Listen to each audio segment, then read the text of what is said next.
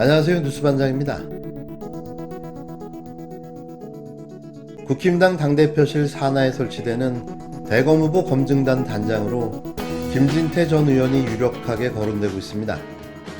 김 전 의원은 지난 2019년 윤석열 검찰청장 후보자 인사청문회 당시 장모 의혹을 비롯해 윤우준 뇌물수 사건 수사 무마 의혹 등을 강하게 제기한 바 있는데요. 관련해 3일 한 언론 매체의 보도에 따르면 일부 친윤 인사는 친박 성향이 강한 데다 윤석열 저격수로 불리는 김 전 의원을 내정한 이유가 무엇인가라며 불만을 드러내고 있다고 보도했습니다.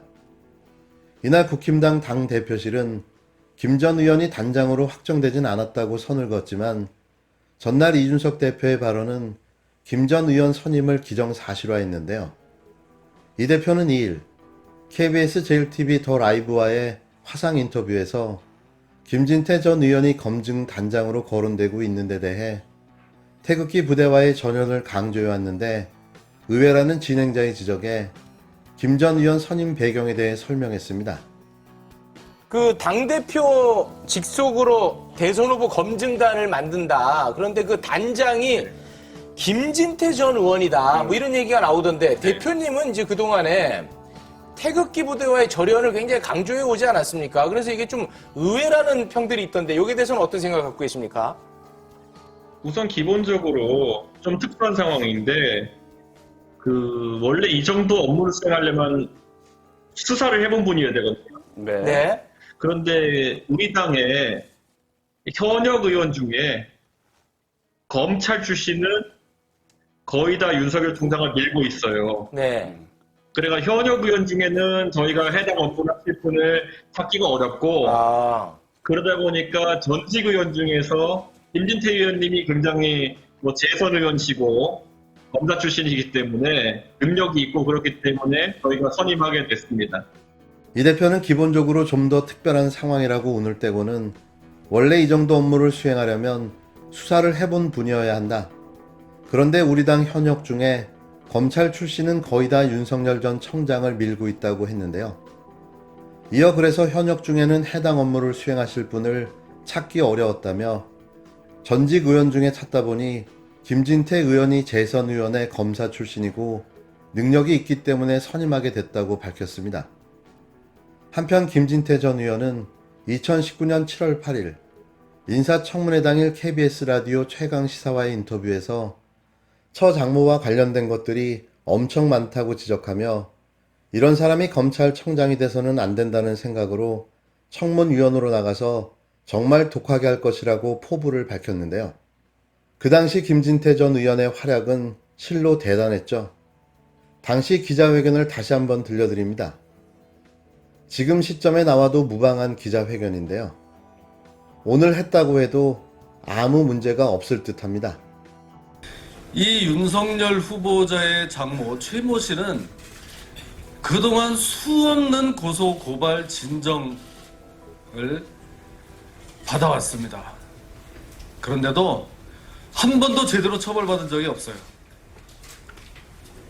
그 수많은 피해자들이 지금도 이 엄한 처벌을 지금 희망하고 있습니다. 의료법 위반 사건이 또 있어요. 이런 여러 사람들하고 돈을 투자하니 뭐니 하면서 이 의료법인을 하나 만들어서 운영을 합니다. 그런데 의료법인은 의사가 아니면 할 수가 없죠. 의료법상. 그러다가 이게 문제가 돼서 여러 사람이 의료법 위반으로 또 기소가 되는데 여기서도 이 최모 씨 장모는 또 빠져요. 다른 사람들은 다 기소가 되고 혼자만 또 빠져요. 가담 정도가 약해서 이 장모는 본인이 명의를 빌려줘서 이 의료법인의 공동이사장이 됩니다. 의료법인의 이름이 승은 의료재단. 거기에 한 글자는 이 장모의 이름을 따서 이름까지 지어집니다. 이런 내용이 제가 그냥 하는 내용이 아니고 판결문에 다 나옵니다. 판결문에. 피고인들은 이 최모 씨로부터 명의를 빌려 명의를 빌려 의사도 아니면서 형식상 비영리 의료법인을 설립한 것처럼 외관을 이렇게 만들어낸 뒤 의료기관을 개설했다. 그냥 다 나와요. 근데 왜 불기소 됐는지 알 수가 없습니다. 자, 이 정도 되면은요, 이거는 정말 문제가 있는 거고요. 이렇게 돼서 의료법인을 만들어 놓고 그 뒤로 뭐죠? 이 의료보험공단으로부터 돈을 얼마를 지금 받아갔냐? 응? 건강보험법상 요양급여비 명목으로 22억 9,400만 원을 받아갑니다. 특경법 사기 공범입니다, 이것도. 오늘도 여지없이 윤석열입니다. 이 전대미문의 캐릭터는 도저히 분석도 예측도 안 되는데요. 매일같이 쏟아내는 망언으로 이제는 망언 제조기로까지 불리울 정도입니다. 윤석열은 공직자 마인드가 없고 정당 마인드도 없으며 정치 리더 마인드도 없다. 윤석열은 장모 리스크, 아내 리스크, 측근 리스크보다 윤석열 자신의 리스크가 가장 크다.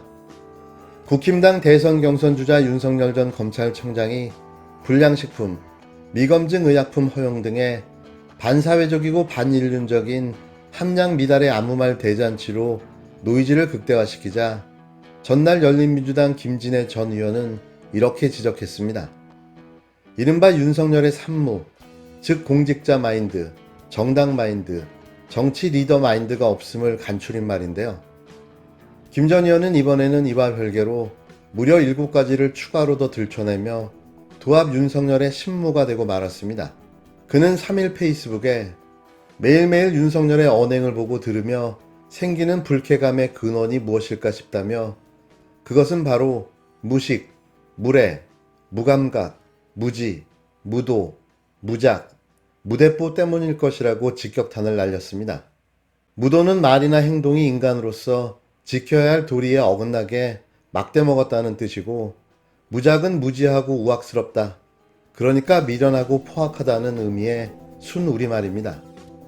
무대뽀는 전쟁터 나가는 군인이 총도 없이 간다는 뜻의 일본말로 앞뒤 생각 없이 행동하는 모양을 가리키는데요.